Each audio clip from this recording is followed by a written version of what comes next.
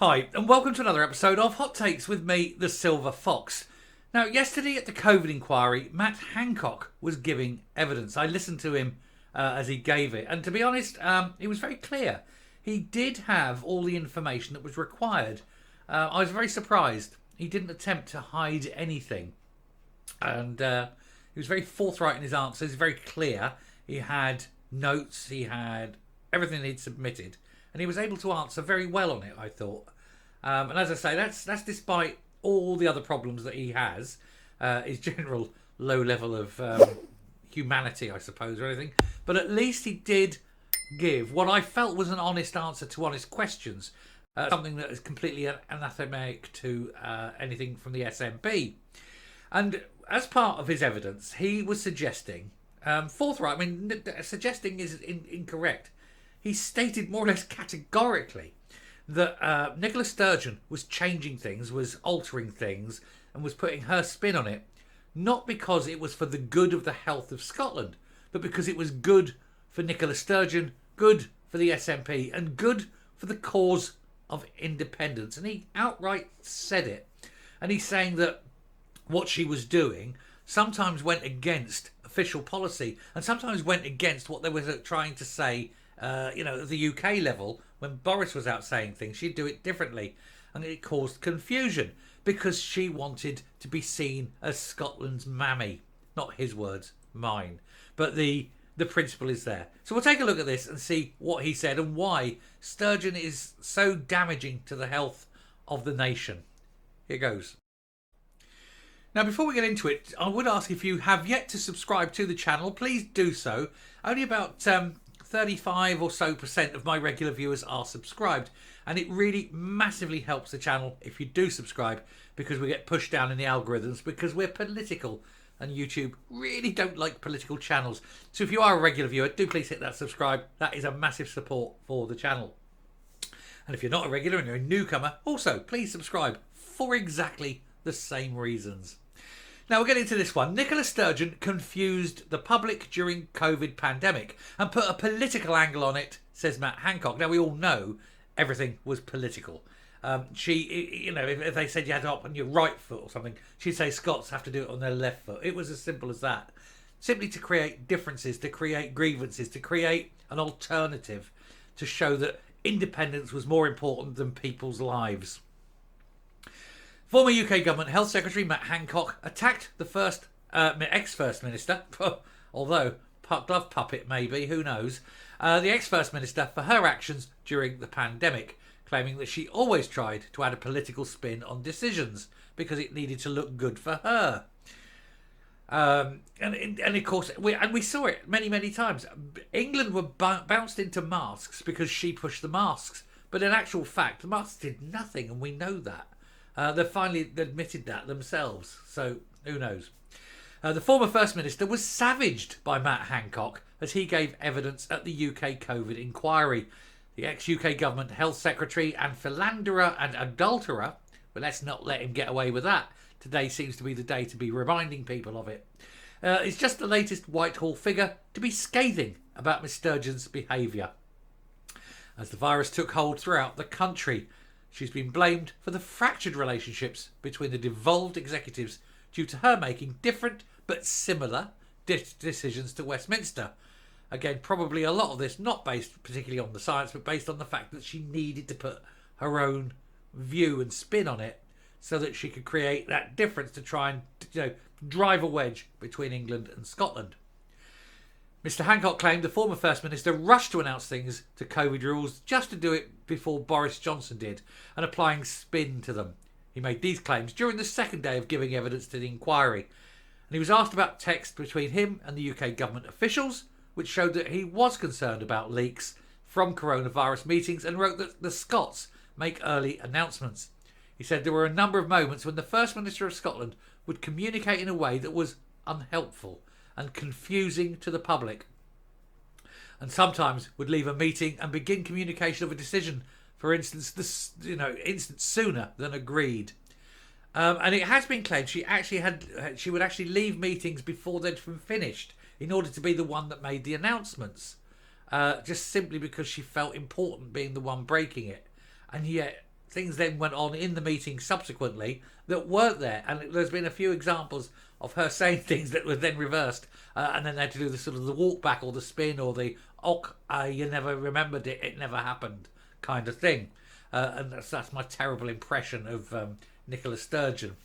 So I had to apologise, not to Nicola Sturgeon, of course, just to anyone who thought it was terrible impression. Anyway, carrying on with Hancock. He said, in contrast to my warmth towards my health counterparts, when we found it much more difficult when decisions went up to the First Minister level, particularly with Nicola Sturgeon, because we would find some kind of spin was put on what was essentially and substantively the same decision. Hancock also criticised the First Minister on Thursday as he claimed that she put a political angle on Scottish COVID rules.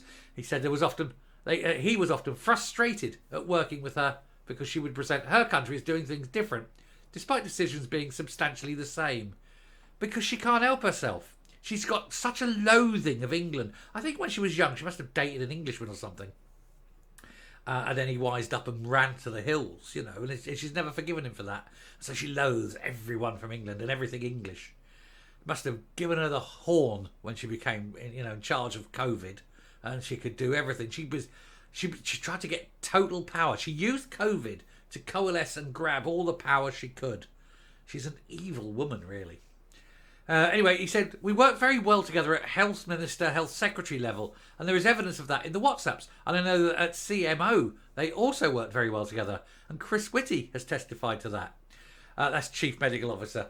The challenge was that when decisions went up from our level to First Minister and Prime Ministerial level, there would sometimes be an agreement on what to do, but someone would go ahead and announce it beforehand, causing confusion. Or a choice to do something which was substantively the same but presentationally different or marginally different, which I thought in some cases was simply for the sake of presentation. Spin, bias. Hey, look at me, I'm important. I'm doing more for you than Boris is for the rest of the UK because I love you harder. And it had nothing to do with that. It was just prizing Scotland away from England, inch at a time, crowbarring it. He said, my starting point was a scientific point, which is that we live on an island, or at least a set of islands, and the virus does not recognise administrative boundaries, even ones that are centuries old, like are the Welsh and Scottish boundaries. And it is necessary to take decisions across the whole island that are consistent. And there was, well, to be honest, I want to just drop out from there. I'm just going to say there, he's right. It should have been done on a whole island basis. Boris Johnson made the mistake of giving Nicola Sturgeon and Drakeford respect. What he should have just done is said, actually, no, I'm the Prime Minister. You're only First Ministers of regional assemblies. I'm the Prime Minister of the whole nation. We make the decisions. It's a national thing. And he could have called it under, National Emergencies Act and just done that. And he could have just said, no, you'll do as you're told. There is no Scottish approach. There is no Welsh approach. There is the UK-wide approach. And he could have done it and should have done it like that. And guarantee if there's anything like it in the future, that's what will happen. Not that there will be anything like it in the future. Nobody else will ever put up with this shit, short of the Black Death or smallpox. Because unless it's something like that, we're not even gonna listen to them now. They've shot their bolt and they've destroyed it, and it's their own problem. They've done this, and ultimately, I think Nicola Sturgeon has caused it. Her bouncing people into harder and harder things so she could be seen as more loving, more caring.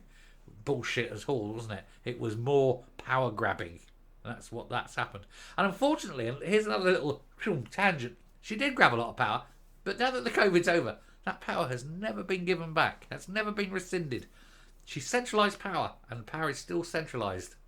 There's no independence. We perhaps need to break that up and start handing the power back to the various areas. Who knows? Anyway, I shall stop there. This is probably my last video of the day. I will come up and we'll finish off, but I just wanted to say it's probably the last video of the day. So, but while I'm still in the main thing, do please hit the subscribe button. It massively helps the channel. And press like as well. That would really help. Anyway, we'll come up and we'll finish the video and we'll move on. Right, there we are. So everything had a political spin, but we're not really surprised, are we? She wouldn't put on a sock unless there was an advantage one way or the other for independence. Tea or coffee, madam? I don't know which one will give me independence. That's how she was about everything. Monomaniacal, She has this fixation on one item and everything else. Even if people died, didn't care. If it helps her cause, if it pushes her ambitions, which are ultimately fruitless, of course. Most people in Scotland don't want it and never have, and it's never going to happen. This joyless, sad life that she's had. I mean, she's made a lot of money, but it hasn't brought her happiness, because nothing will. I don't think she's psychologically suited to happiness. Oh well, we'll round off there. As I say, it's probably the last one of the day. Unless anything major happens, I'll probably have to just do it as a flash video. And we'll do the full report tomorrow. So have a really good Friday evening. Thank you very much, by the way, for watching this week. We'll start, I know it's still technically the weekend. Well, I count the weekend separately because I only try to do a few on the weekend days. But it's the demarcation. I need a break sometime. I don't just live here in this tiny little studio. So yeah, only because I've got jobs to do. Got a list of jobs with my wife. So have a great Friday evening, and I will speak to you tomorrow as we move into the festive period. And so if you do that sort of thing, like to put your deckies up, get your chocolates out, start moving in. We'll move towards Christmas, and we'll keep an eye on all the stories today. But I think certainly the Hamza story is massive, and when he does eventually come back from his love nest in the desert with his current squeeze, he's going to have a lot of questions to answer. Take care. Bye.